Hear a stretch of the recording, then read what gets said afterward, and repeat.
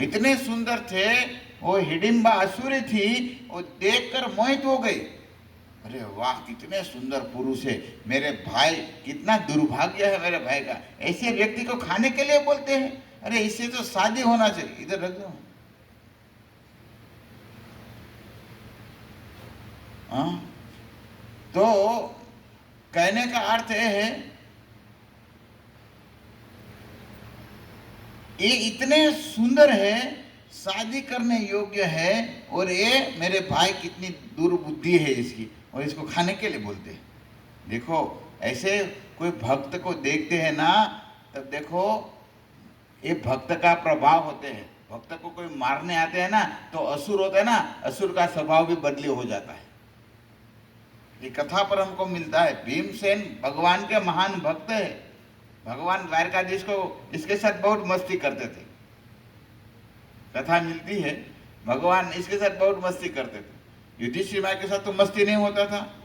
और था सखा अर्जुन, अर्जुन का सखा था, लेकिन इतना इतना मस्ती नहीं जितना इसके साथ मजा आता था। एक बार भीमसेन गया द्वारिका में, द्वारिका में गए तो भगवान प्रसाद ले रहे थे, महाभोग ले रहे थे। तो रुक्ष्मणी थे, तो भीमसेन ने दरवाजे पर ऐसे नॉक किया, हरे कृष्ण बोलेंगे, हे द्वारकाधीश मैं आ गया हूँ। तो भगवान बोले यहाँ पर खड़ा रहो, यहाँ पर मत आना। भगवान यहाँ से बोले डायरेक्ट। तब फिर रुक्ष्मणी को कहे कि आप जाइए, कहे अब मैं जो प्रसाद ले रहा हूँ बोलिए इसको। तो भीमसेन के पास गए, देखो आपका भाई है, वो भी खा रहे, भोजन ले रहे। तो बोले थोड़ी देर बाद आइए। देखो, एक सिस्टम होती है, कोई भी प्रसाद लेते हैं ना, ठीक है, जानता है और इसके साथ मित्रता है तो आगे बात अलग है, लेकिन जब प्रसाद लेते हैं ना तब नहीं जाना चाहिए, क्योंकि शर्म आती है। हमने कई बार देखे, हम गुरु महाराज के पास गए तो जाते तो महाराज जी बोलते हैं प्रसाद होते, पर आ गया तो बंद हो जाते प्रसाद लेने के लिए, और अच्छा नहीं लगता है। एक सिस्टम, सबको ऐसा ज्ञान होना चाहिए, जब कोई भी प्रसाद लेते हैं तुरंत आके, वो इसको शर्म आती है, स्वाभाविक आना भी चाहिए। तो भीमसेन को कहा रुको। तब भीम से जोर जोर से भीमसेन बोलने लगे, आपके घर में किसी की मृत्यु हो गई है? बाहर से दरवाजे से भगवान को कहते हैं, आपके घर में किसी की मृत्यु हो गई, अकेले खा रहे हैं, किसी के सामने नहीं आ रहे। जिसकी मृत्यु हो जाता है वो डर के मारे अकेले खाते हैं। आपके क्या कोई मर गए हैं? इतने तक बोल दिए, क्या आपका पुत्र मर गए हैं? भीम तो भीम थे भाई, और मस्ती ऐसे करते थे। फिर बहुत बोल दिए भीम ने। फिर भगवान खड़े होकर गए और भीमसेन का बहुत सुंदर स्वागत किया, और भीमसेन को फिर भगवान ने अपने हाथ से परोसे। भगवान कहते, भीम आप बहुत भोले हैं। देखो, भीम का स्वभाव बहुत भोले थे, इसमें कपट नहीं था। भीमसेन इतने ताकतवान थे, सत्य बोल देते थे। भीमसेन जो भी बात बोलते थे वो सत्य बोलते थे, कभी भी झूठ वूठ नहीं बोलते थे, जो था सामने बोलते थे। इसलिए देखो, हमारे कल हमारे हमारे बाबू प्रभु है, इसके साथ में बात कर रहा था, महाभुजा प्रभु, बाबू यहाँ भुजा, तो इसके साथ बात कर रहा था। कोई भी भक्त होते ना, वो कपट नहीं करते ना, वो अच्छा है। कितने भी विद्वान हो, कितना भी बुद्धि इसकी काम करते हो, लेकिन वो कपट करते ना, तब वो भक्त कहने के लिए योग्य नहीं है। चाहे कितना भी क्रोध कर ले, चाहे किसको मार भी ले, लेकिन कपट नहीं है, वो व्यक्ति अच्छा है। आप समझते बात? कपट नहीं करना चाहिए कभी भी। और कपट जो करते हो कभी भी भगवान को प्राप्त नहीं करते। कितना भी माला करते, कितना भी जल्दी उठ जाए, कुछ भी करे, द्वेष भरा है दूसरे के लिए, वो क्या प्राप्त कर पाएंगे? भगवान को ऐसा व्यक्ति अच्छा नहीं लगता है। तो फिर ऐसा ही हुआ, भीमसेन का बहुत रक्षा किया। तो यहाँ पर वो जो हिडिंबा आई, वो देखे, अरे इतने सुंदर व्यक्ति के साथ तो शादी करना है, मोहित हो गई।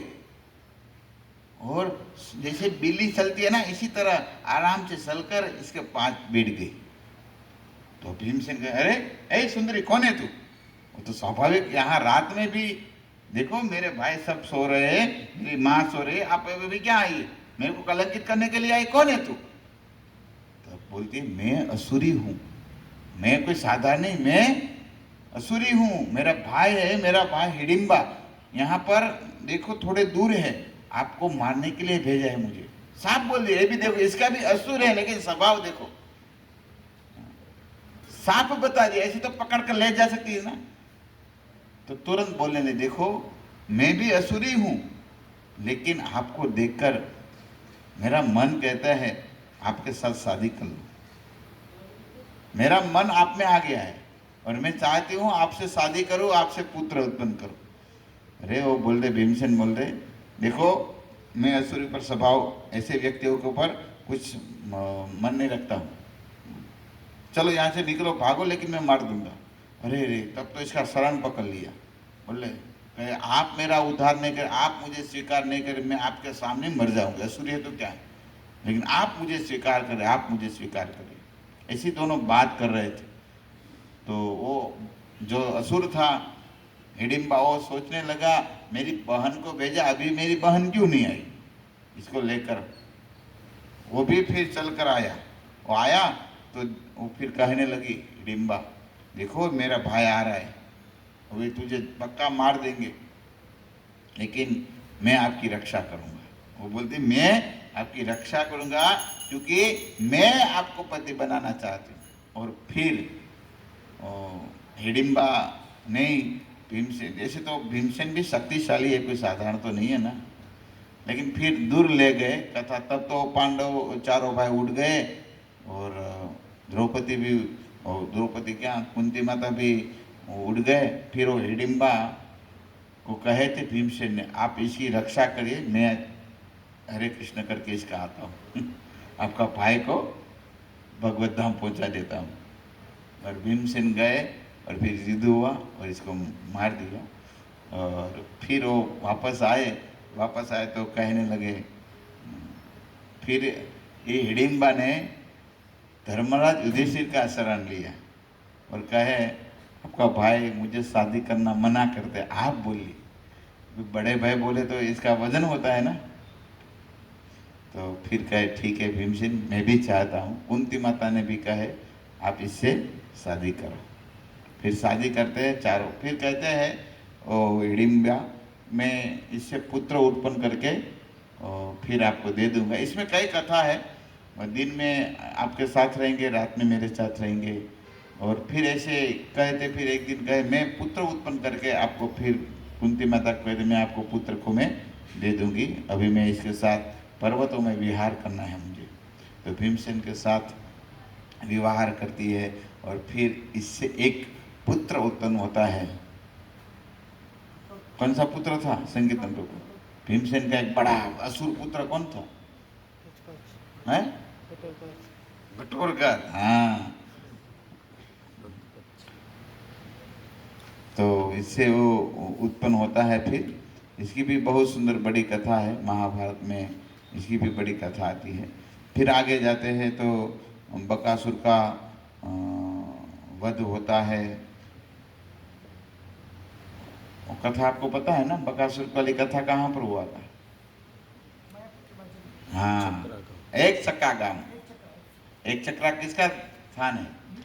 भगवान नित्यानंद प्रभु का जन्म स्थान है। देखो महाभारत में कथा मिलती है। पांडव लोग यहाँ भी गए थे और जब यहाँ गए थे ब्राह्मण के घर पर रुके थे, तो यहाँ पर एक बकासुर नाम का जो असुर था, वो जंगल में रहते थे। और जंगल में रहते थे तो ऐसा हुआ था, और इसका नियम बनाया था, एक घर का एक व्यक्ति हर रोज यहाँ पर एक पूरा बैलगाड़ी जितना पकवान बनाकर, मिठाई बनाकर आएगा और इस व्यक्ति को भी खा लेगा, ऐसा था। तब जो ब्राह्मण के घर पर रुके थे, इस ब्राह्मण घर पर और बहुत रोना हो गया। एक दिन अगाऊ चालू हो गया, रात में, सुबह में जाना था ना, तो रात में सब रोने लगे। ऐसा बोले, क्या हुआ, बताइए बताइए। तब कुंती माता को एक बात, यहाँ पर रुके थे, कुंती माता ने कहा आप क्यों रो रहे, क्यों ऐसे कर रहे, आप बताइए। तब कोई कोई बोल रहे थे, आवाज आया था मैं मरूंगा, पुत्र बोलता है मैं मरूंगा, माँ बोलते मैं वृद्ध हूँ मैं मर जाऊंगा, इसके बेटे बोलते अभी मैं छोटा हूँ मैं मर, इसकी पत्नी बोलती मैं मर जाऊंगा। ऐसे सब बात सब कर रहे थे। कुंती माता कहे आप जो भी है साफ मुझे बताइए। तब कुंती माता को वो जो बुढ़ी माता था बताने लगी, ब्राह्मणी कहने लगी आज मेरा पुत्र मरने वाला है, एक ही पुत्र है। बोल कैसे? तो पूरा कहा देखो ऐसे ऐसे बकासुर है, बकासुर ने यहाँ पर ऐसा इसके सबके साथ तय किया गया है, एक बैलगाड़ी मिठाई और पकवान और खुद जो जाएगा इसको खा जाता है। तो कुंती माता कहती है आप डरो मत, देखो आपको एक ही पुत्र है, मेरे तो कितना पुत्र है, 5 पुत्र है, तो मेरा एक पुत्र मर जाएगा तो कोई। कुंती माता को पता था मेरा पुत्र मरने वाला नहीं, क्योंकि कुंती माता को आशीर्वाद दिया था वेद व्यास जी ने, कहे थे एक दिन देखो आपका 5 पुत्र को कोई कुछ नहीं कर सके, मैं आशीर्वाद देता हूँ, कोई असुर क्या कोई भी कुछ नहीं बिगाड़ पाएंगे, मैं आशीर्वाद देता हूँ। तो वेद व्यास जी ने आशीर्वाद दिया था, कुंती माता को याद था। तो इसलिए कहे देखो मेरा एक पुत्र मर जाएगा तो मुझे कोई परेशानी नहीं है, तो मेरा पुत्र को आप भेजिए। तब पांडवों के साथ बात होते हैं, युधिष्ठिर महाराज कहते भीमसेन आप जाइए, और भीमसेन को भेजते हैं। तो भीमसेन को मजा आ गया, क्योंकि वो बनाया हुआ था एक बैलगाड़ी पूरा, सब पकौड़ा और लड्डू मिठाई सब बना था, उसको तो वही अच्छा लगता था। गए और बहुत सुंदर भीमसेन वो पकौड़ा लड्डू बर्फी केसर पेंडा जो भी जो बना होगा, बर्फी भी शुद्ध देसी गाय का घी का ब्राह्मण ने बनाया था। तो सब वो भीमसेन खा के जा रहा था तो बकासुर वो देख रहा था पेड़ पर, आज क्यों देर आया, अभी आया नहीं, आज तो आऊँगा। तो इसके साथ बहुत फिर वाकयुद्ध होता है भीमसेन और दोनों के साथ, और भीमसेन इसके सामने खा रहे थे, इसको जला रहे, देखते रहा ये सब मैं खा रहा हूँ। ऐसा होता है ना, हमारी वस्तु हो, वो वस्तु को यूज करे तो जलन होता है, नहीं होना चाहिए। हमारी है ही नहीं वस्तु, तो कोई भी हमारी वस्तु को यूज करे तो क्या हो गया तो भी जाने दो, यूज कर लिया तो हरे कृष्ण, इसमें क्या टेंशन लेना है, ठीक है। हम कहाँ जन्म से लेकर आए थे, लेकिन फिर हम हमारा सिनमोहर लगा देते, ये मेरा, इस बेड मेरा है। ब्रह्मचारी बन जाते तो भी दिक्कत हो जाता है, ये मेरी रूम है, इस मेरा बेड है, मेरा नहीं जाते हमारे भी, अब फिर क्या बात करें। फिर गृहस्थ को तो क्या बात करने का, वो तो संबुल में फंसे है संसार में। वैराग्यवान हो जाता है, अब वो भी मेरा नहीं जाता है, संन्यास लेते तो भी नहीं जाता है। आपने नाम सुने है ना, गोपीचंद नाम के एक राजा हो गए, भरतड़ी सुना है, वो बड़े दोनों राजा थे, महाभारत में कथा आती है गोपीचंद का, या भर्तृहरि शतक इसमें तो है, महाभारत में तो नहीं होगा वो। तो वो कथा आती है, वो एक दिन जो पूरे राज्य को त्याग कर वो गोपीचंद नाम के जो राजा थे वो सब छोड़कर भाग गए। कैसे छोड़ा? तो इसलिए छोड़ा, एक दिन इसका अभिषेक हो रहा था, राज्य अभिषेक। तब इसकी माँ थी, वो देख रही थी, वो अटारी पर, वो तो इसका आँख इसको देखकर वो माँ देख रही, देखो अरे अरे मेरे बेटा, देखो इसकी काया इसके पति मेरे पति जैसी ही थी, और ये भी शरीर छोड़कर चले गए। तो देखकर रो रही थी, तो आंसू गिरा तो वो इसके पर गिरा, तो देखा माँ आप क्यों रो रही है? तब कहे देखो बेटा, आपके पिताजी आपके जैसे ही आपकी काया जैसे ही थे, वो सब छोड़कर चले गए। इतनी बात पर वैराग्य आ गया इसको, और वैराग्य आ गए और भागे जंगल में, सब छोड़कर चले गए।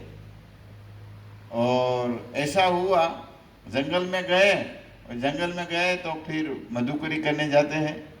तो इसमें साधु सन्यासी होता है, इसके पास तो ज़्यादा क्या होता है, एक जोड़ी कपड़ा होता है, एक बर्तन होता है पानी पीने का, या एक लकड़ी हो सकता है, बस इतना ही कुछ तो हो सकता है, दूसरा क्या होगा। तो एक जोड़ी जो कपड़ा था, वो कपड़ा एक जंगल में एक झाड़ पर लगाए, और झाड़ पर जो होता है ना लगाने के लिए डाल टहल उसके साथ लगा दिए, और गांव में मजदूरी करने लिए निकल गए। तो यहाँ पर एक भरत नाम के राजा आ गए, राजा भरतरी, वो आए, भरतु शतक जिसने लिखा है वो आए और देखे ये कोई ऐसे टांग दिया है, लगा दिया, तो वो नीचे फेंक दिया और अपना झोला लगाए, वो भी मधुकरी करने निकल गए। वो मधुकरी करके दोनों आए, वो कहे यार तूने क्यों नीचे फेंका, तो बोले ये तो झाड़ है, लगा दिया। वो बोले मैंने लगा दिया तो मेरा हो गया, वो बोले मैंने लगाया तो मेरा हो गया। देखो अभी पूरा राजपाट दोनों छोड़कर आ गए थे, एक डाली की, हाँ एक पेड़ की डाली के लिए एक झोला लटकाने के लिए झगड़ा कर रहे हैं। दोनों झगड़ा कर रहे थे, यहाँ एक कोई बूढ़ी निकली, और बूढ़ी निकली और बूढ़ी के साथ बात किया, देखो मारा। वो कहने लगे गोपीचंद देखो मैं क्या पहले यहाँ पर आया था, और यहाँ पर आया तो मेरा झोला यहाँ पर मैंने लगाया था। तो वो बोले देखो यहाँ कोई था तो मैं झोला नीचे डाल दिया और मैं मेरा लगा दिया। तब वो बूढ़ी बोलती देखो देखो देखो, अरे बाप रे, आप दोनों सन्यासी होकर इतना झगड़ा करते हैं। अरे आपने नाम नहीं सुने हैं, वो बड़े विद्वान, पूरे शरीर को मलवत समझकर पूरा राज्य को दोनों त्याग दिया। कौन? बोले वो गोपीचंद हो गए। एक पूरे माँ के एक कथन अनुसार पूरा छोड़ दिया, एक भरत राजा जड़ भरतरी हो गए, इसने भी ऐसे राज्य को त्याग कर दिया, और आप एक टहली के लिए युद्ध कर रहे झगड़ा के। तब दोनों को शर्म आ गया, दोनों हम ही हैं, दूसरे कोई नहीं थे, वो दोनों ही थे। सब पूरा त्याग दिया। और एक हमारा भी ऐसा ही है, साधु बन जाते हैं तब फंस जाते हैं, सबको बहुत ध्यान रख। देखो वैराग्य आ जाता है, वैराग्य फिर शिष्य में फंस जाते हैं, वो एक ही बात में फंस जाता है, और एक बात फिर इसको, जैसे भरत महाराज अरण्य में फंस गए ना, इसलिए गुरु लोग को भी इस चेला से चेली होता है ना, वो सब हिरण ही है। ब्रह्मचारी को भी सावधान रहना चाहिए, वो सब वस्तु सब हिरण है, आसक्त नहीं होना है। और इसमें जब आसक्त हो गए तो गए काम से, लेकिन मरता नहीं है, ममता जाती नहीं है, सब छोड़कर आ गए लेकिन तभी नहीं जाता है। इसलिए हम सबको सावधान रहना चाहिए। तो मैं कथा कह रहा हूँ यहाँ पर, वो बकासुर वो कहना मेरा खाने का जो भोजन है वो तू खा रहा है। बहुत गुस्सा आया, तो भीम के साथ युद्ध होता है, अंत में भीम इसको मार देते हैं। भीम ने इसको मार दिए। फिर क्या हुआ, ऐसा ही हो गया, पता चला सब पूरे गांव में ये पांडव जो आए हैं वो कोई साधारण नहीं है, ब्राह्मण के घर पर कोई तो आए हो, 5 भाई कोई साधारण नहीं है। तो ऐसे ही चुप के रात में 5 भाई और माता कुंती निकल गए। और फिर आगे जाते हैं, और आगे फिर एक दिन ऐसा हुआ, जन्मेजय ने प्रश्न किए हैं कि बकासुर को मार दिया, फिर पांडव ने क्या किया। जन्मेजय उवाच, फिर रेशम पायन जी कह रहे हैं, ये जंगल में घूम रहे थे, एक दिन एक नदी के तट पर वो बैठे थे सब झाड़ के नीचे, और तब भगवान वेदव्यास जी यहाँ पर आए हैं। भगवान वेदव्यास जी आए, और वेदव्यास जी ने कहे है, देखो यहाँ पर एक सुंदर जगह है, राज है, और इसके राजा का नाम है द्रुपद राजा। और द्रुपद को सुंदर कन्या है द्रौपदी, इस द्रौपदी का स्वयंवर है। और फिर द्रौपदी का पूर्व जन्म की जैसे मैंने कथा बताया, वो सुंदर कथा बताते हैं वेदव्यास जी पांडवों को और कुंती माता को। और फिर पांचाल देश में वो जाते हैं और फिर यहाँ अर्जुन जो चित्ररथ नाम के जो गंधर्व थे, इस गंधर्व को भी हराते, ये भी कथा आती है। फिर सुंदर कथा सूर्यपुत्री तप्ती की कथा बताते हैं यहाँ पर। तप्ती अर्थात तापी, तापी की बहुत सुंदर कथा है। ये शायद कल हम इसको स्पर्श करेंगे। तो फिर मुझे कथा कहना है द्रौपदी कैसे प्राप्त किया, इस पर हम जो पुरुषोत्तम मास की कथा में यहाँ पर आए थे। तो देखो फिर भगवान भी कहते हैं द्रौपदी को, देखो आपने फिर मलमास का पालन नहीं किया था, इसलिए आपको दुख भुगतना पड़ता है। फिर आप पांडवों के साथ भी भगवान कहते आप मलमास का पालन करिए, फिर मलमास का पालन करते हुए आगे का अध्याय में आएंगे। तो द्रौपदी ने भी फिर इस व्रत का पालन किया और इस कष्ट से दूर हुए। लेकिन भगवान को क्रोध बहुत आया था, मैं बताया था ना भगवान को क्रोध क्यों आया था, इसलिए आया था। फिर भगवान कहने इस बात को पूरा कह दिया कि द्रौपदी आप पूर्व जन्म में वो मेघावी सब पूर्व की कथा कह दिया।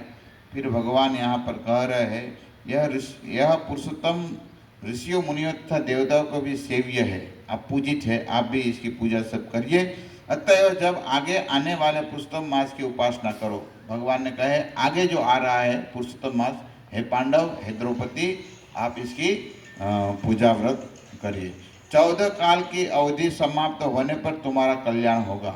हे पांडु पुत्र, जिन पुरुषों ने द्रौपदी को केस, देखो अभी भगवान यहाँ पर कह रहे हे पांडु पुत्र, जिस द्रौपदी का केस खींचे जाते हुए देखा है, उनकी पत्नियों की अकलों को मैं क्रोध से विदर्ण कर दूंगा। आपको पता है कोई भी स्त्री होता है ना, स्त्रियों का केस नहीं पकड़ना चाहिए। केस पकड़ते हो इसका तो दुर्गति होता है, लेकिन भगवान कहते हैं यहाँ पर केस पकड़े हुए जिसने देखा है, इस व्यक्ति का भी अच्छा नहीं होगा। देखो कितना सावधान होना चाहिए। नारी पूज्य है, हमारे भारत देश में नारी की पूजा होती है। भगवान भी कहते हैं जहाँ स्त्रियों का सम्मान नहीं होता है, यहाँ पर कभी रहना, यहाँ हमेशा दुख ही आता है। तो भगवान ने क्रोधित कर दिया, दुर्योधन आदि राजाओं को मैं यमलोक गमन करूंगा। भगवान कहते सबको यमलोक भेज दूंगा, इतना भगवान गुस्से आ गए। तुम समस्त शत्रुओं को नष्ट कर राज्य पद प्राप्त करोगे। कहते हैं भगवान कहते हैं ये सब ऐसे मेरे आपके जो शत्रु है, सब शत्रु को मैं यमलोक भेज दूंगा और फिर आप निष्कंटक राज्य करेंगे। मुझे न तो लक्ष्मी इतनी प्रिय है और न बलभद्र। देखो भी भगवान क्या कर रहे हैं, ये बहुत सुंदर समझने वाली बात है। ये जो श्लोक में जो बोल रहा हूँ ना, ये देखो बृहद नारायण पुराण और 12वां अध्याय बृहद नारायण पुराण में पुरुषोत्तम मास का एक चैप्टर है और इसमें 12वां अध्याय और 12वें अध्याय में 25 नंबर के श्लोक में भगवान कहते हैं, क्या कहते हैं, मुझे न तो लक्ष्मी इतनी प्रिय है और न बलराम, देवकी या प्रद्युम्न अथवा सात्यकी प्रिय नहीं है। देखो जो जन्म देने वाली माता है वो भी इतनी प्रिय नहीं, तो कौन प्रिय है? भगवान मानो पूछ दिए पांडव कौन प्रिय है, तब भगवान कहते हैं देखो वो कहते हैं मुझे अपने भक्तों से अधिक प्रिय और कोई नहीं है।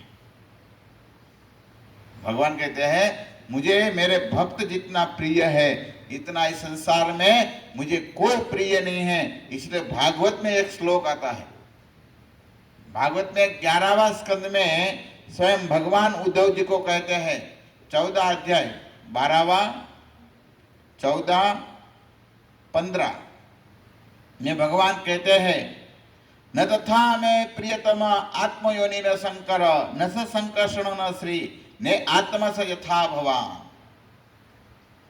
भगवान कहते हैं स्वयं, मुझे मेरे भक्त कितना प्रिय होते हैं उद्धव, मुझे मेरा भक्त कितना प्रिय है, न तथा में प्रियतम, और मुझे ये प्रिय नहीं कौन, तो कहते हैं आत्मा।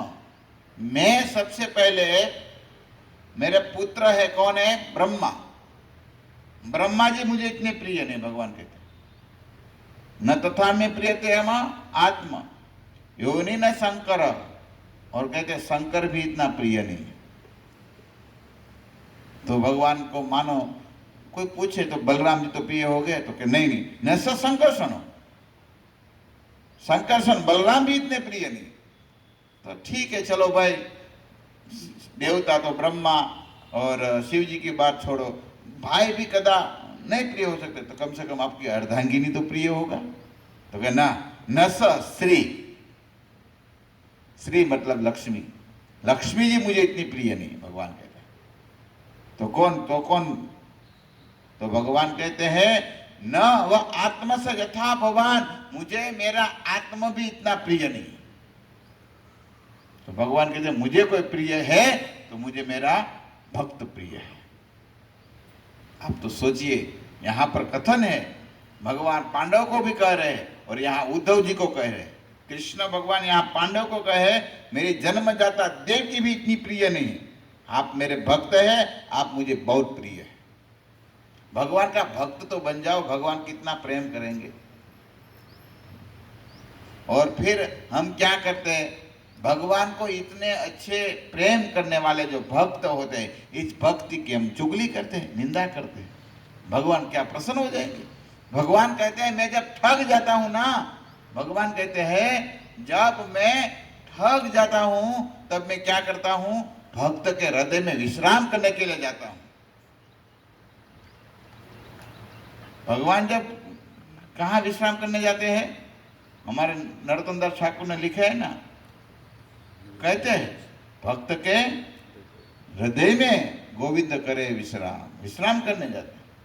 और हम ऐसे भक्तों का जब अपराध करते हैं, भगवान प्रसन्न नहीं होते। तब प्रश्न होता है भक्त किसको कहा जाए। अरे भाई ऐसा नहीं है, हमारी बुद्धि ऐसी लगती है, जब साधना करते ऐसे भक्त होते हैं, ऐसे नहीं समझना चाहिए। ये हम बहुत बड़ी मूर्खता कर रही है।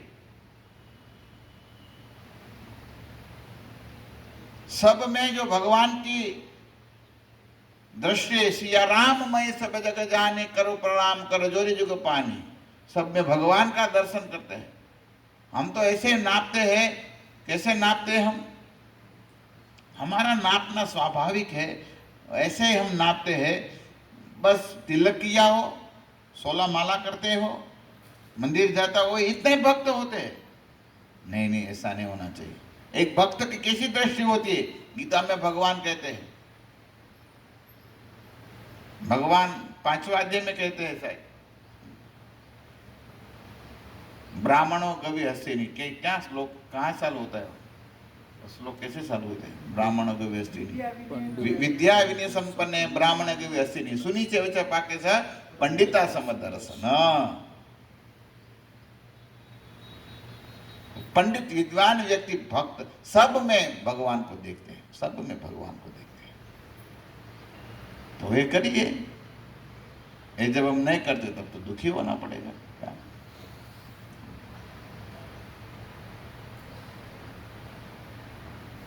तो इसलिए हम सब भक्त को बहुत सावधान रहना चाहिए, कभी भी भक्त की निंदा नहीं करनी चाहिए। भगवान कहते हैं मुझे भक्त कितने प्रिय है, इतने प्रिय है, मेरे परिवार भी प्रिय नहीं। और परिवार में भी कहते हैं हमारा परिवार सगा संबंधी बोलते हैं, इसमें भी जो सगा भाई बलराम, इसका अर्थ भी ऐसा नहीं होना चाहिए भगवान बलराम जी को मानते नहीं। भाई दाऊदा जी को प्रणाम करना चाहिए, ऐसा बोलना भी गदा लेके आ सकते हैं भाई, ये बोलना भी हमको भी खतरा है, श्लोक बोलना खतरा है। दाऊ दादे को भगवान कैसे हम माना जाए, लेकिन भगवान अपने आप करे, मुझे अपना खुद आत्मा भी प्रिय नहीं, इतना मुझे मेरा भक्त प्रिय है। क्या छुपे है भगवान के, भगवान सोच रहे मेरे भक्त में, क्योंकि भक्त हमेशा सहन करते हैं, हमेशा, बस भगवान अलावा कुछ होता ही नहीं है इसका। वो सोचते हैं जो भी है ना, भक्त इतना भगवान को प्रेम करते हैं, इसलिए गोपी लोग भगवान के भक्त थे, है ना। इसलिए कहते थे तीर्ण चरानुगम, हे प्रभु आप जब गाय जब जाती थी, गाय चरती थी, और प्रभु आपके श्री चरण में वो गाय ने खाया हुआ जो घास होता है वो कंटक बन जाता है, वो आपके चरण में लगते हैं ना, तो हमारे हृदय में चूते हैं। आप सोचिए, आप कभी कभी गुजराती में कहे ने તું તો મારો છો ને એટલે હૃદયમાં મને કંઈક તારું થાય છે, આમ સમજાય ને अपनी भाषा में। लेकिन यहाँ तो काम होता है, लेकिन गोपियों को कामना नहीं थी, गोपियों तो प्रेम करती थी केवल, और प्रेम बस कहती थी प्रभु ये हम सहन नहीं कर पाती।